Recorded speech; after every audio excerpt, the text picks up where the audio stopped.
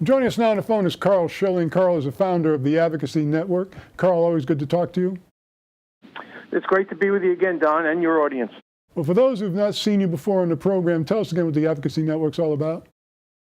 Well, we were created to eliminate all forms of financial victimization, and we've done that via providing awareness, creating financial literacy education, which has always been free, and then lastly, helping people become financially independent, through the use of, key financial solutions. Now, over the years, you have helped consumers save something like, was it $10 or $12 million? Yeah, it's running in close to $11 million. So it's about 12,000 people, and those were the kind of situations, where someone would call in and mention, oh, I was thinking of doing this, or I was recommended to do that. We do the due diligence and help them understand possibly where they might be getting victimized.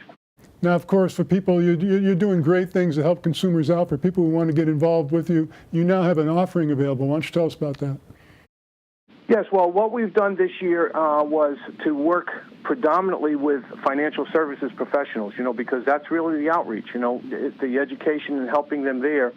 So what we've done is created the only interactive, integrated 3D virtual office, campus, and community in the insurance industry, financial services industry. And I think you may be looking at that, on one of our slides, so people get a feel for what that kind of environment looks like. And what we've decided to do there, Don, was we are in negotiations with several very, very large A-plus carriers who are very interested in changing the dynamics of the industry. So that's going to be a very strong vertical for us. And by doing that, we needed to raise a little bit of capital into the Advocacy Network. And through that, Don, is that offering. We have about, we're looking to raise a little over $250,000, and we've done that through an offering which we can get specific on if people want to get in touch with us. But you know how that is. It's something we got to specify when we speak to people directly.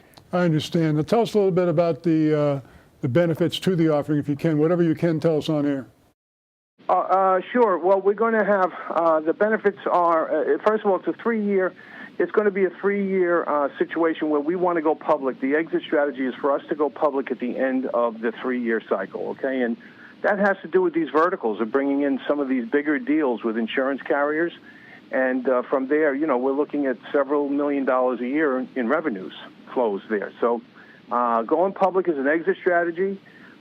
People have a very favorable conversion rate at the end of the 3 years, and people will be able to get somewhere between an 8 to 30% return based on a royalty pool during the 3 years. Now, what's really interesting when we talk about financial victimization, a lot of times people don't even realize they're being victimized. Isn't that true? Well, absolutely. Absolutely. And, a good portion of it, Don, that I think, and that's why we're working so much with financial services professionals to help them become what we like to refer to as financial concierges, because sales manipulation is really one of the greatest victimizations. People always hear about the Ponzi schemes, and they always hear about the Jamaican lottery schemes, these Nigerian, chain letters, these kind of things, and say, oh, that'll never happen to me. Well, we see that happen a lot, okay? But what really happens is the senior citizen who ends up in a bad annuity doesn't know that the annuity has so much depth in surrender charges, right? Doesn't realize they can't get money out, doesn't know what they have. And because of that, they were financially manipulated and they were victimized. Yeah, it's not always that your money's being stolen from you. In some cases where you're just being charged fees over and above what should be charged. Yeah, and it's the lack of knowledge, like even in a 401k, all the fees and, all the things that are hidden, and people don't realize that maybe they're not even keeping up with inflation. So it's just what it's a nature of being financially illiterate. I know that sounds hard and it sounds callous, but we live in a society, Don, where we have the highest rate of financial literacy in the world.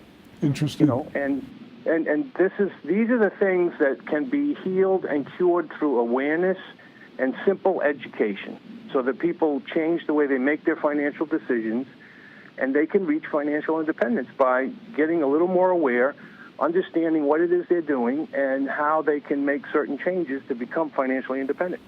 Carl, almost out of time, but if people want to know more about your offering, where can they get more information? Well, they can reach me directly at 321-947-3220. And, of course, they could go to theadvocacynet.com. That's THE advocacynet.com. And I'd be willing to speak with anybody on this.